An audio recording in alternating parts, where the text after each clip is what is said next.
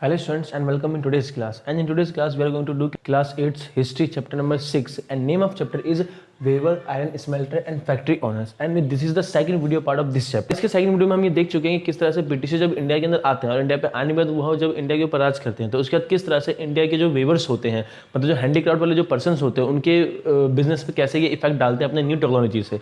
तो आज की वीडियो में हम ये देखेंगे कि भाई जो इंडियंस होते हैं वो ब्रिटिशर की इन टेक्नोलॉजी से बच पाते हैं या फिर अपने आप को किस तरह चेंज कर पाते हैं या फिर उनको क्या फायदा होता है क्या नुकसान होता है। आज की इस वीडियो में हम यही देखेंगे। So let's see. तो देखो जैसे यहाँ पे फर्स्ट टॉपिक आपको दिख रहा है कि growth of the new industry in India. जैसे कि आपको पता है जब ब्रिटिश इंडिया के अंदर नहीं थे तो उससे पहले इंडिया के अंदर हैंडीक्राफ्ट चला करता था। हैंडीक्राफ्ट मतलब ये कि उस तरह के कपड़े बनाना उस तरह की चीज़ें बनाना जो सिर्फ हाथों से ही बनाया जाता था, क्योंकि उस टाइम पे फैक्ट्री कंपनी टेक्नोलॉजी का यूज़ इंडिया में नहीं होता था। बट जब ब्रिटिश इंडिया के अंदर आए तो वो नई टेक्नोलॉजी नई फैक्ट्रीज नई इंडस्ट्री नई मशीन्स लेके आए जिससे इंडिया के इकोनॉमी पे बहुत बड़ा इंपैक्ट पड़ा और इंडिया की इकोनॉमी पूरी तरह से क्या हो गई चेंज हो गई। तो क्या चेंजेस हुई वो हम देखते हैं। तो यहाँ पे लिखा हुआ later Indian businessman and entrepreneurs tried to begin factory और मॉडर्न लाइंस। देखो यहाँ पे ये बताया गया है कि जब इंडिया के अंदर ब्रिटिशर आए और ब्रिटिशर अपने साथ नई इंडस्ट्री लेके आए नई मॉडर्न टेक्नोलॉजी लेके आए for the factory and for the companies, तो उसी को इंडियंस ने भी फॉलो करने की कोशिश किया और इसलिए इंडियंस ने भी नए तरह की टेक्नोलॉजी को अडॉप्ट करना चालू कर दिया।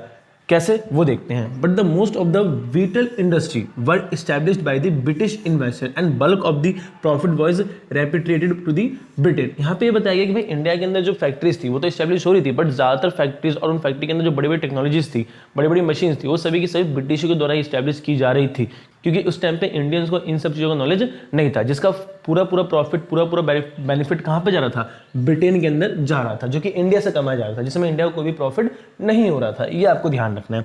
But there was economic progress in Indian industry by the setup of new factory. अब यहाँ पे क्या बोला गया, यहाँ पे ये बोला गया कि भाई भले ही इंडिया को कोई भी बेनिफिट नहीं हो रहा था बट इंडिया के अंदर न्यू फैक्ट्री लगने से फिर भी इंडियन की इकोनॉमी को बेनिफिट हो रहा था, इंडिया की इंडस्ट्री को बेनिफिट हो रहा था। अब ये कैसे हो सकता है कि भाई इंडिया के अंदर फैक्ट्री स्टैब्लिश हो रहे हैं ब्रिटिश के, पैसा जा रहा है ब्रिटिश के पास, प्रॉफिट जा रहा है ब्रिटिश के पास, लेकिन इसमें इंडियन इकोनॉमी का फायदा हो रहा है, कैसे हो रहा है। तो इसको हम समझते हैं नेक्स्ट टॉपिक के अंदर जो कि है कॉटन टेक्सटाइल इंडस्ट्री। देखो जब इंडिया के अंदर ब्रिटिशों का राज चालू हुआ तो उस टाइम पे नई नई तरह की इंडस्ट्री इंडिया के अंदर स्टैब्लिश की गई थी और वो इंडस्ट्री सिर्फ और सिर्फ ब्रिटिशर्स के द्वारा ही नहीं बल्कि कुछ ऐसे इंडियंस भी थे जिन्होंने इंडिया के अंदर नई नई फैक्ट्रीज इस्टेब्लिश की थी। ये आपको ध्यान रखना है। तो वो इस्टेब्लिशमेंट कौन थी वो हम देखते हैं। तो यहाँ पे लिखा हुआ है सबसे पहले कॉटन टेक्सटाइल। तो कॉटन का मतलब आपको पता है, कॉटन को कहीं पे कपास बोलते हैं तो कहीं पे रुई बोला जाता है, ठीक है, जिससे आपके कॉटन के कपड़े बने जाते हैं। और टेक्सटाइल का मतलब हो गया कपड़े। तो भाई इंडिया के अंदर कॉटन के जो कपड़े थे काफ़ी उस टाइम पे फेमस पूरे वर्ल्ड में हुआ करते थे। जैसे कि आपको पता है, मैंने आपको लास्ट वीडियो में बताया था कि कॉटन से बनने वाले जो कपड़े थे वो इंडिया के अंदर जो बनते थे उसका डिमांड सिर्फ इंडिया के अंदर नहीं बल्कि यूरोपियन कंट्रीज में भी हुआ करता था, जिसका फायदा ब्रिटिशों ने काफ़ी ज़्यादा उठाया था। तो अब इसमें देखते हैं कि भाई कॉटन टेक्सटाइल में क्या रिवॉल्यूशन आता है, क्या इंडस्ट्रियलाइजेशन आता है। तो यहाँ पे लिखा गया industrialisation started in India with setting up of the cotton textile jute and coal mining industries in mid 19th century. देखो यहाँ पे ये बताया गया कि भाई जब मिड 19th सेंचुरी था मतलब 1850 के आसपास तीन बड़ी बड़ी इंडस्ट्री थी जो इंडिया के अंदर न्यूली स्टार्ट हो गई थी, जिसमें से तीन इंडस्ट्री थी। एक कॉटन टेक्सटाइल मतलब ये जिसमें से रुई के कपास के कपड़े बनाए जाते थे। दूसरा था आपका जूट का मिल। जूट मिल मतलब ये जिससे आपके देखे होंगे आपने बोरे वगैरह बनते हैं, चटाई बनते हैं, ठीक है, जूट आपने इस तरह के जूट होते हैं वो। और तीसरा जो इंडस्ट्री था वो था कॉयल। कॉयल यानी कि जो आपके कॉयल के खदान हुआ करते थे, कोयले के खदान हुआ करते थे। उस टाइम पे कोयले काफ़ी ज़्यादा यूज़ होते थे एनर्जी के लिए और आज भी इंडिया के अंदर काफ़ी ज़्यादा कोयले यूज़ किए जाते हैं for the production of energy. ये आपको ध्यान रखना है। तो उस टाइम पे ये तीन industry cotton textile industry, jute industry and coil mining industry, ये तीन इंडस्ट्री काफ़ी ज़्यादा इंडिया के अंदर फ्लोराइज्ड हो रहे थे। ये आपको ध्यान रखना है, ठीक है।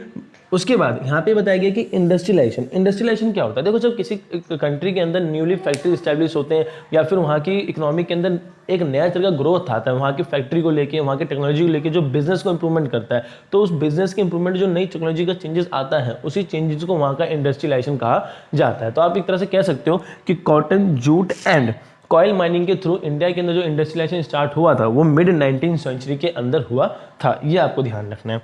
अब नेक्स्ट टॉपिक क्या कहता है, नेक्स्ट कहता है the first cotton textile mill started in Mumbai, जिसको आज हम मुंबई कहते हैं। तो देखो और बाय CN द्वार इन 1854। यहाँ पे ये बताया गया कि इंडिया के अंदर जो सबसे पहला कॉटन इंडस्ट्री कब इस्टेब्लिश किया गया था? तो इंडिया के अंदर जो सबसे पहला कॉटन टेक्सटाइल मिल था, मतलब इंडिया के अंदर वो मिल जिसने कॉटन के थ्रू कपड़ा बनाना स्टार्ट किया था, ऐसा सबसे पहला मिल जो इस्टेब्लिश हुआ था वो 1854 के अंदर बॉम्बे के अंदर इस्टेब्लिश हुआ था, जिसे आज हम मुंबई कहते हैं। और ये किसने किया था?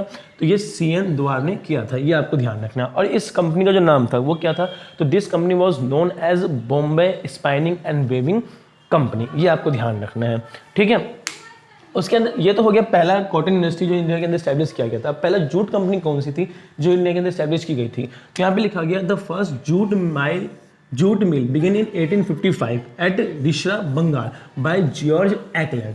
तो यहाँ पे ये बताया गया कि जो इंडिया के अंदर पहली जो जूट मिल थी वो स्टैब्लिश हुई थी बंगाल के अंदर जो जगह है एक रिश्रा, वहाँ पे स्टैब्लिश की गई थी। और किसकी द्वारा की गई थी? तो ये एक ब्रिटिशर के द्वारा किया गया था और उस ब्रिटिशर का नाम जॉर्ज एक्लैंड था। और इस जॉर्ज एक्लैंड ने जो जूट मिल स्टैब्लिश किया था ब्रिटिशर ने इंडिया के अंदर, वो जो मिल था उस मिल का नाम क्या था? उस मिल का नाम द एक्लैंड मिल था, क्योंकि वो जो मिल था वो जॉर्ज एक्लैंड के द्वारा स्टैब्लिश किया गया था, इसलिए उस मिल का नाम भी द एक्लैंड मिल पड़ गया, ये आपको ध्यान रखना है। और ये 1855 में स्टैब्लिश किया गया था। अब आप देखो तो सारे इंडस्ट्री जो है वो 1850 के आसपास ही हो रही है। कॉटन वाला 1854 में हुआ, जूट वाला 1855 में हुआ। तो इसलिए यहाँ पे पहले क्या दिया गया था कि इंडिया के अंदर जो इंडस्ट्रियलाइजेशन हुआ था वो मिड 19th सेंचुरी के अंदर हुआ था, ये आपको ध्यान रखना है। अब हम देखते हैं इसके अलावा और कौन कौन सी मिल्स थी जो इंडिया के अंदर स्टैब्लिश हुई थी। तो नेक्स्ट क्या आता है? Later more mills in cotton production areas like Nagpur, Ahmedabad and Solapur etcetera. और इसके अलावा और भी बहुत सारी मिल्स थी जो क्या करती थी? कॉटन को प्रोड्यूस करती थी, इंडिया के अंदर अलग अलग जगह पे स्टैब्लिश हुई थी, जहाँ पे नागपुर, अहमदाबाद, सोलापुर, ये सब आपको ध्यान रखना है, ठीक है। और CN द्वार ने सिर्फ यही एक कॉटन टेक्सटाइल इंडस्ट्री नहीं बल्कि इनके अलावा और भी बहुत सारी कॉटन टेक्सटाइल इंडस्ट्री थी जो इन्होंने स्टैब्लिश की थी। बट जब इन्होंने स्टैब्लिश किया तो उसके बाद और भी बहुत सारे ऐसे इंडियंस थे जो आगे और जिन्होंने नए नए कॉटन इंडस्ट्री इंडिया के अंदर स्टैब्लिश किए थे, ये आपको ध्यान रखना है। अब नेक्स्ट क्या कहता है? नेक्स्ट कहता है द स्वदेशी movement which began in 1905 gave a flip to the cotton textile in industry for India. अगर आपने नेशनलिज्म इन इंडिया का चैप्टर किया हो तो आपने एक वर्ड जरूर सुना होगा, द स्वदेशी मूवमेंट।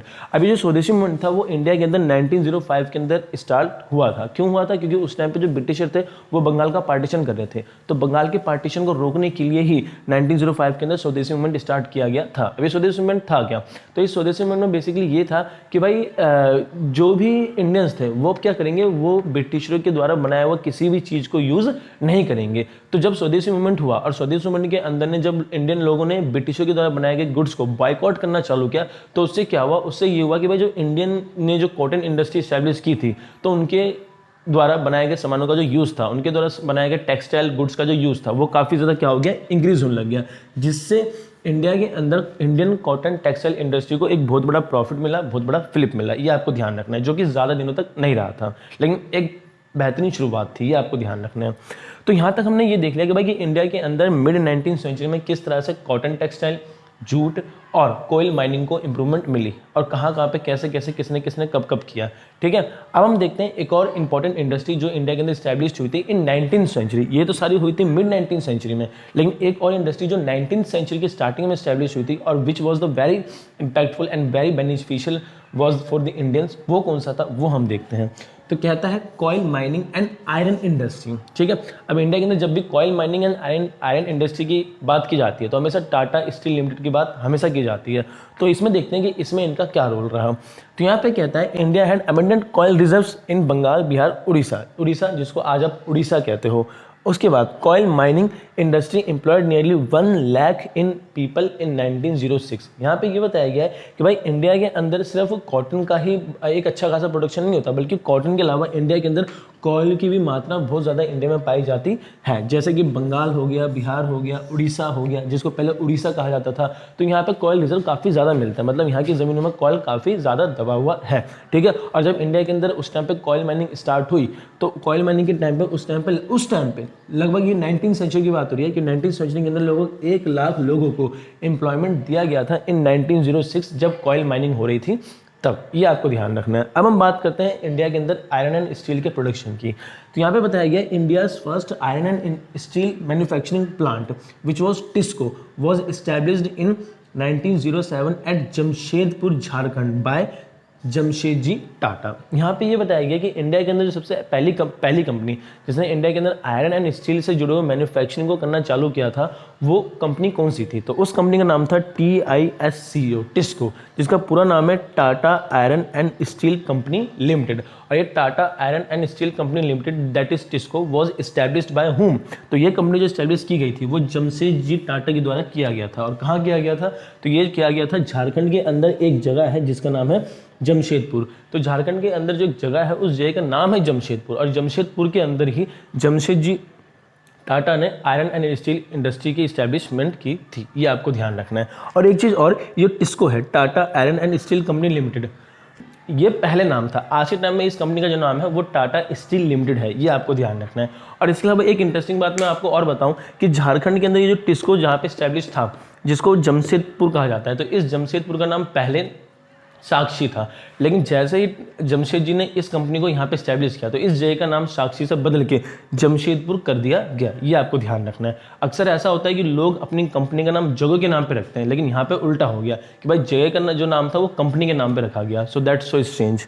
तो ये आपको ध्यान रखना है। और जमशेदजी टाटा जो आज जिनका हम नाम सुनते हैं रतन टाटा, ये उन्हीं के फैमिली से बिलोंग करते हैं। ये आपको ध्यान रखना है। तो ये तो हो गई इंडिया के अंदर कि किस तरह से इंडिया में cotton industry, jute industry, coil industry and iron and steel industry established किए गए अलग अलग लोगों के द्वारा अलग अलग टाइम पे, जिससे इंडिया की इकोनॉमी को, इंडिया की इंडस्ट्री को काफ़ी बढ़िया बूस्ट मिला। ये आपको ध्यान रखना है। अब क्या सिर्फ यही इंडस्ट्री थी और क्या यही लोग थे जिन्होंने ये सारी इस्टेब्लिशमेंट की, या फिर इनके अलावा कोई और भी लोग थे जिन्होंने अलग अलग इंडस्ट्री को अलग अलग टाइम पे इस्टेब्लिश किया जिससे इंडियन को फायदा हुआ? तो उसको हम देखेंगे नेक्स्ट वीडियो के अंदर। Till watch this video and share it with your all friends and keep learning.